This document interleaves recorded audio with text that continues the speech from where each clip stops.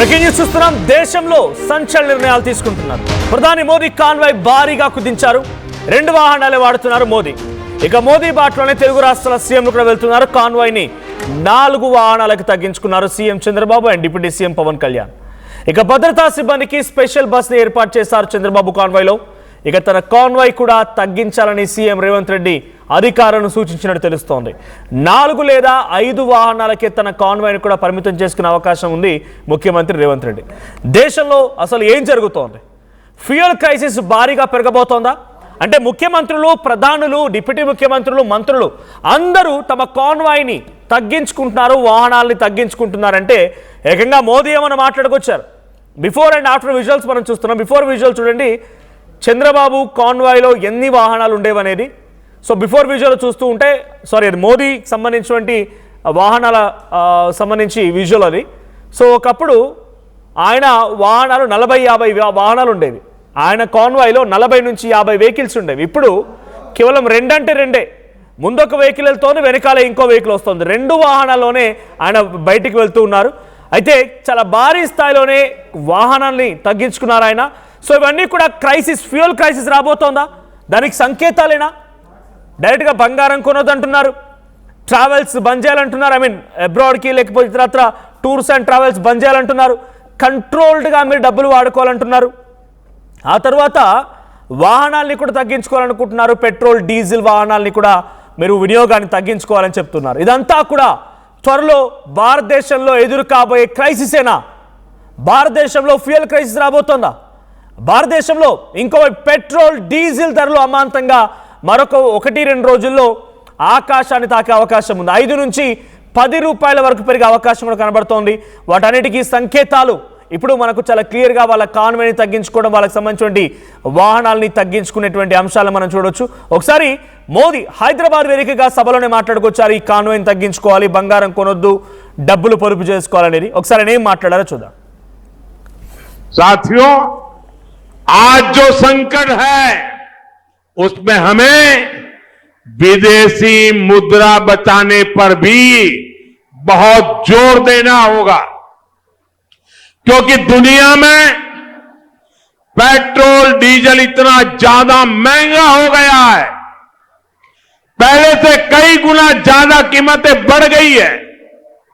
तो हम सबका दायित्व है कि पेट्रोल, डीजल की खरीद पर जो विदेशी मुद्रा खर्च होती है, पेट्रोल, डीजल बचाकर हमें वो मुद्रा भी बचानी है. साथियों పెట్రోల్, డీజిల్ ఇప్పుడున్నటువంటి సంకటం, ఈ సంకటంలో పెట్రోల్, డీజిల్ని కొంత వినియోగంని తగ్గించాల్సిందే, ఇది ఆయన చెప్తున్నమాట.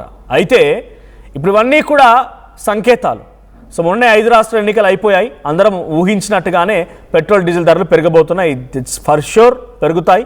కానీ ఒకవేళ ఆ వ్యతిరేకతని ఎదుర్కోవాలన్నా, లేదు ఒకరికి చెప్పే ముందు డెఫినెట్గా మనం కూడా పాటించాలనే సిద్ధాంతం ఉంటుంది. కాబట్టి ఆ రకంగా మోదీ కూడా పాటిస్తున్నారు. అందుకే ఆయన పెట్రోల్, డీజిల్ ధరని పెంచబోతున్న తరుణంలో ఒక్కసారిగా ఈ రకంగా ఆయన కాన్వాయ్ని తగ్గించేశారు. మనం విజువల్లో చూస్తున్నాం. ఇంకోవైపు రేవంత్ రెడ్డికి సంబంధించి విజువల్ కనబడుతోంది. రేవంత్ రెడ్డి కూడా తమ కాన్వాయ్ని తగ్గించుకోవాలని నిర్ణయించినట్టు తెలుస్తోంది.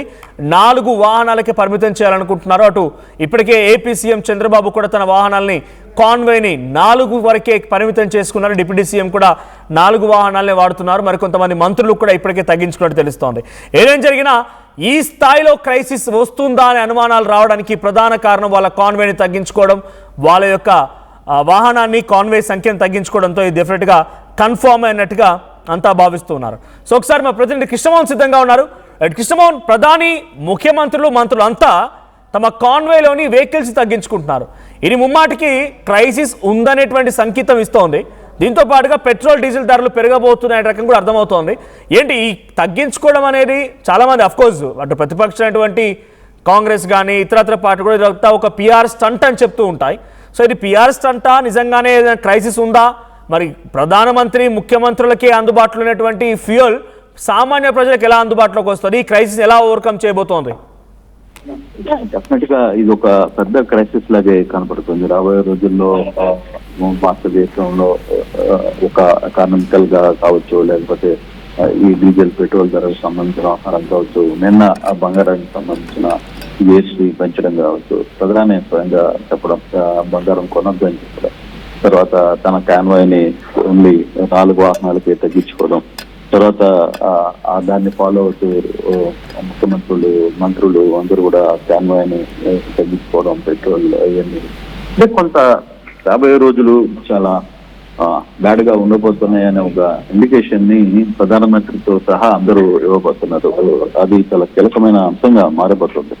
మనం క్యాజువల్ గా ఏదో ఇది ఒక స్టెంట్ అనుకోవచ్చు, లేకపోతే స్టెంట్ అనుకోవచ్చు అని కాదు. అసలు వాస్తవ పరిస్థితులే భారతదేశ పరిస్థితులు కేవలం ఒక రాష్ట్రానికి ఇంకో రాష్ట్రానికి సంబంధించిన వ్యవహారం కాదు. మొత్తం పరిస్థితులు తారుమారు కాబోతున్నాయనే ఇండికేషన్స్ క్లియర్ గా కనపడుతున్నాయి. ఎక్కడికక్కడ మన కానీ చూసుకుంటే నిన్న మోడీ చేసిన ఒక్క ప్రకటనతోనే మొత్తం వ్యాపార వర్గాలు మొత్తం కూడా స్తంభించిపోయాయి. ఒకసారిగా షేర్ మార్కెట్ మొత్తం కూడా దాదాపుగా 1,60,000 కోట్ల రూపాయలు ఒకసారిగా కుదేలన్నాయి. సో ఇటువంటి సిచ్యువేషన్స్ కొంత డేంజర్ బెల్స్ ని మోగిస్తున్నాయి.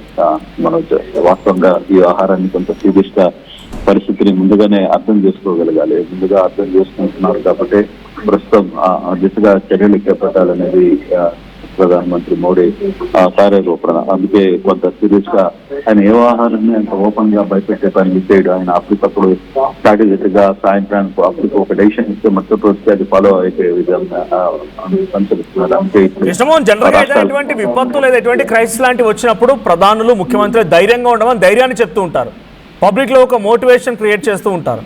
కానీ మోదీ, ముఖ్యమంత్రులు అందరూ, ప్రజాప్రతినిధులు లేకుంటే పబ్లిక్ చేత ఎన్నుకోబడ్డ వాళ్ళంతా కూడా ఇప్పుడు ఈ క్రైసిస్ని ఓవర్కమ్ చేయాల్సిన సిచ్యువేషన్కి ఒక మార్గాలు వెతకాల్సిన సిచ్యువేషన్ నుంచి వాళ్ళే పాటిస్తూ తగ్గిస్తున్నారు, కాన్వాయ్ సంఖ్యను తగ్గిస్తున్నారు. 2 రోజుల పాటుగా ఇది ఉండబోతోంది. మోదీ 2 వాహనాల్లో వెళ్తున్నారు. ఈ 2 వాహనాల ప్రక్రియ ఎప్పటికీ పర్మనెంట్గా ఉంటుందా? అంటే ఈ క్రైసిస్ ఓవర్కమ్ చేసేటువంటి ప్రయత్నం ఏది లేదంటారా? అంటే ఇంకొక 1 రోజుల పాటు ఇటువంటి పరిస్థితులు ఉండే పరిస్థితి అయితే ఉంది. మోడీ 2 వాహనాలు 4 వాహనాలను పోతున్నారు. చంద్రబాబు 11 వాహనాల నుంచి 4 వాహనాలకి ఆయన కూడా తగ్గించుకున్నారు. మంత్రులు ఆంధ్రప్రదేశ్ లో మంత్రులు నారా లోకేష్ అయితే కేవలం 1 వాహనంతోనే వెళ్ళిన పరిస్థితి. సో పవన్ కళ్యాణ్ 3 వాహనాలకి వచ్చారు. అంటే ఇవన్నీ కూడా కొంత క్రైసిస్ కి ఇండికేషన్స్ ఇస్తున్నారు. అరే బాబు, రాబోయే పరిస్థితులు కొంత గట్టిగా ఉంటే మనం కూడా పబ్లిక్ కూడా మారాలి, పబ్లిక్ కూడా కొంత ఆలోచన ధోరణి. ఎందుకంటే నాయకులే ముందు దాన్ని ఫాలో అయితే పబ్లిక్ కూడా ఫాలో కావడానికి ఈజీగా ఉంటుంది అనే ఒక మెథడాలజీ మీద ఆధారపడుతున్నారు. ఆ దిశగానే ముందుకు వెళ్ళాలని ఒక ఆలోచన చేస్తున్నారు. సో ఇప్పుడు మనం ఈ వ్యవహారాన్ని సీరియస్ గా చూసుకుంటే రాబోయే రోజుల్లో ఎలా ఉండబోతున్నాయి అంటే ఇది కేవలం 1 రోజు 2 రోజుల సంగతి కాదు. రాబోయే రోజులు అంతా కూడా ఇట్టే ఉండబోతున్నాయి అనేది ఆల్మోస్ట్ రాబోయే 2 సంవత్సరాలు కొంత గడ్డు పరిస్థితిని ఎదుర్కోవాల్సిన పరిస్థితి. పశ్చిమాసియా వార్ ఎఫెక్ట్ ఇండియా మీద చాలా భారీగా పడిపోతుంది. మొన్నటి దాకా పెట్రోల్ పెరుగుతోంది అనే ఒక అంచనా, అంటే అదేం లేదు, జరగదు అన్నారు. కానీ ఇప్పుడు పూర్తిగా కూడా పెరిగే పరిస్థితి కనపడుతుంది. పెట్రోల్ షార్టేజ్ అవుతుంది, పెట్రోల్ కూడా ధరలు పెరిగే పరిస్థితి. ఇప్పుడు బంగారం రేట్లు ఎట్లా పెరిగాయి, పెంచారు. సేమ్ అదేవిధంగా పెట్రోల్ కి సంబంధించిన వ్యవహారంలో కూడా దాదాపుగా 150 రూపాయలు అయ్యే పరిస్థితి ఉంది అని చెప్పి టైలర్స్ అంచనా వేస్తున్నారు. సో ఇవన్నీ కూడా కొంత పబ్లిక్ మీద అంటే సామాన్యుడికి వచ్చే ఆదాయం ఏం పెరగట్లేదు, ఆదాయ వనరులు పెరగట్లేదు, కానీ పెట్రోల్ రేట్లు మాత్రం విపరీతంగా పెరుగుతున్నాయి. దాని ఇంపాక్ట్ బర్డన్ పబ్లిక్ మీద పడిపోతుంది. దాన్ని ఎంత వరకు దీన్ని భరించాలి, ఎంత దూరం భరించాల్సి వస్తుంది అనే ఒక ఆందోళన ప్రజల్లో కూడా వ్యక్తమవుతున్న పరిస్థితి. రాబోయే రోజుల్లో ఏంటి అసలు వాహనాలని కార్లు బయటికి తీయాలా వద్దా అన్న పరిస్థితి కూడా వచ్చే అవకాశం ఉంటుంది. తప్పకుండా ఓవర్కమ్ చేయాలి. ఓవర్కమ్ అయ్యేంత వరకు కొంత ప్రభుత్వాలు ఏం నిర్ణయాలు తీసుకోబోతున్నాయని కూడా చూడాల్సిన పరిస్థితి అయితే స్పష్టంగా కనపడుతుంది. Right, thank you Krishnamohan. So మొత్తంగా దేశంలో ఇప్పుడు ఫ్యూయల్ క్రైసిస్ సంబంధించి ఆనవాళ్ళు మనకు కనబడుతున్నాయి. మన విజువల్లో చూడొచ్చు, పైన ఫస్ట్ రైట్ సైడ్ బాక్స్ మీకు కనబడుతోంది మోదీ. ఆ 2 కార్లు మాత్రమే ఆయన వెళ్తూ ఉన్నారు, 2 కార్లు మాత్రమే వినియోగిస్తారు. మరి ఎన్ని రోజుల పాటుగా జరుగుతుందో, ఈయన పిఆర్ స్టంట్ ఎన్ని రోజుల పాటుగా కొనసాగుతాయో చూడాలి అనేది ప్రతిపక్షమైనటువంటి కాంగ్రెస్ వాదన. ఇంకోవైపు Chandrababu and deputy CM Pawan Kalyan 2 కాన్వాయ్లు మీరు చూస్తున్నారు. లాస్ట్లో మీకు కనిపించేది చంద్రబాబుకు సంబంధించిన కాన్వాయ్, 4 వాహనాలకే తన కాన్వాయ్ని పరిమితం చేసుకున్నారు. ఇటు పవన్ కళ్యాణ్ కూడా కేవలం 3 కార్లకే తన కాన్వాయ్ని పరిమితం చేసుకున్నారు. 3 కార్లు మాత్రమే వెళ్తున్నాయి. ఆ విజువల్ మనం చూడొచ్చు. Yes, so 4 vehicles, so Pawan Kalyan 4, Chandrababu 4, అటు మోదీ మాత్రం 2 కార్లలో వెళ్తున్నారు. ఈ దిశగానే అటు రేవంత్ రెడ్డి కూడా ప్రయత్నం చేస్తున్నారు. రేవంత్ రెడ్డి కూడా తన కాన్వాయ్ సంఖ్యని 2 లేదా 4కు పరిమితం చేసుకోవాలంటే ఆయన కూడా ఆలోచిస్తున్నట్టు తెలుస్తోంది.